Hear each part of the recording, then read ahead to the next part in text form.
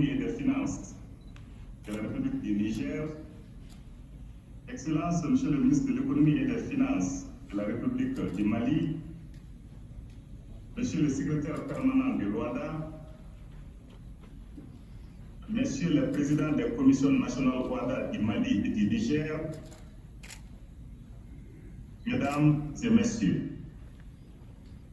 je voudrais à l'orée de mon propos remercier mon éminent collègue, le garde des Sceaux de la République du Niger, pour toute l'attention et pour les dispositions idoines qui ont été prises pour la préparation de cette cérémonie à la fois en présentiel et par visioconférence, ainsi que l'accueil réservé à la délégation du secrétariat permanent à Niamey.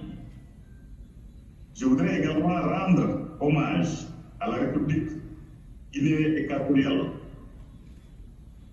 qui avant nous a présidé pendant l'année 2020 aux destinées de l'OADA. La République du Mali a poursuivi l'œuvre en 2021 et je suis heureux au nom de mon pays de passer les témoins à la République sœur du Niger. Je suis d'autant plus heureux que je passe à la République du Niger les commandes d'une organisation pleine de vitalité qui offre des perspectives de croissance rassurantes pour nos États et nos concitoyens, mais également qui a des défis à relever et des contraintes institutionnelles à surmonter. Sous l'impulsion éclairée de son Excellence le colonel Assimi Goïta, président sortant de la conférence des chefs d'État et de gouvernement, l'OADA a connu un dynamisme remarqué au cours de l'année 2021. Ainsi, 2 réunions du Conseil des ministres et des réunions d'autres instances de l'organisation ont été convoquées et tenues, aussi bien à Bamako que dans les autres capitales de l'espace OADA. Nombre de réunions techniques ont aussi été organisées au cours de la même période. Sur le plan de la perspective normative, plusieurs chantiers novateurs ont été prospectés et sont en cours. Cette cadence soutenue est exceptionnelle et témoigne de la vitalité de notre commune organisation.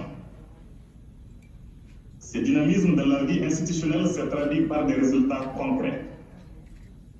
Sans prétendre à l'exhaustivité, j'évoquerai entre autres la finalisation en cours pour le plus grand bien de nos économies et de nos pays du projet d'acte uniforme sur les conflits de loi et la circulation des actes publics.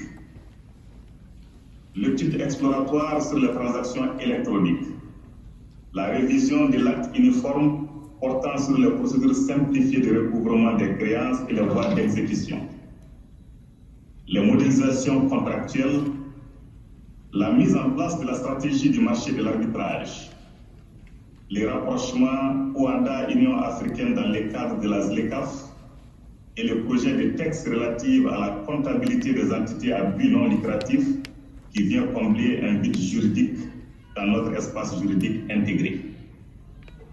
Avec l'aboutissement de ces chantiers ouverts depuis quelques années, nos États et les acteurs économiques disposent désormais d'un droit extrêmement compétitif, adapté et efficace pour la gestion du contentieux des affaires. Je mentionnerai en outre la question cruciale du financement de l'OADA, les relations avec l'IOMOA et les retards accusés dans les paiements à bonne date des contributions des États membres au budget de l'organisation. Nous devons veiller à consolider et lever les obstacles résiduels au financement régulier de l'OADA.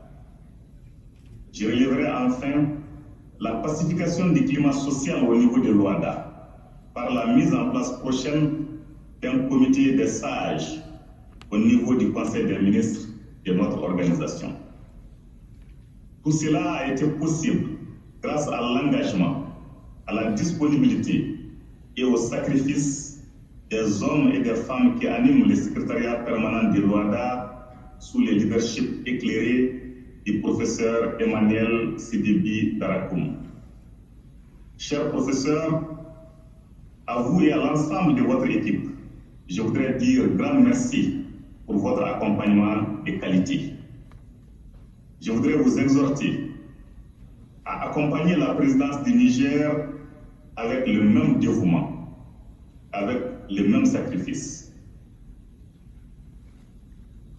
Excellences, Monsieur le Premier ministre, Excellences, Monsieur le ministre de la Justice, garde des Sceaux, président entrant du Conseil des ministres, Mesdames et Messieurs, je ne doute point que sous la présidence éclairée de la République du Niger, l'OHADA saura accomplir les nouveaux progrès qui s'avèrent nécessaires à la consolidation de son rayonnement, à l'accompagnement continu de la croissance des économies de nos États et à l'amélioration du quotidien de nos populations. Je présente mes sincères et vives félicitations à la République du Niger et lui souhaite plein succès pour la présidence de l'OHADA au cours de l'année 2022. Je vous remercie de votre aimable attention.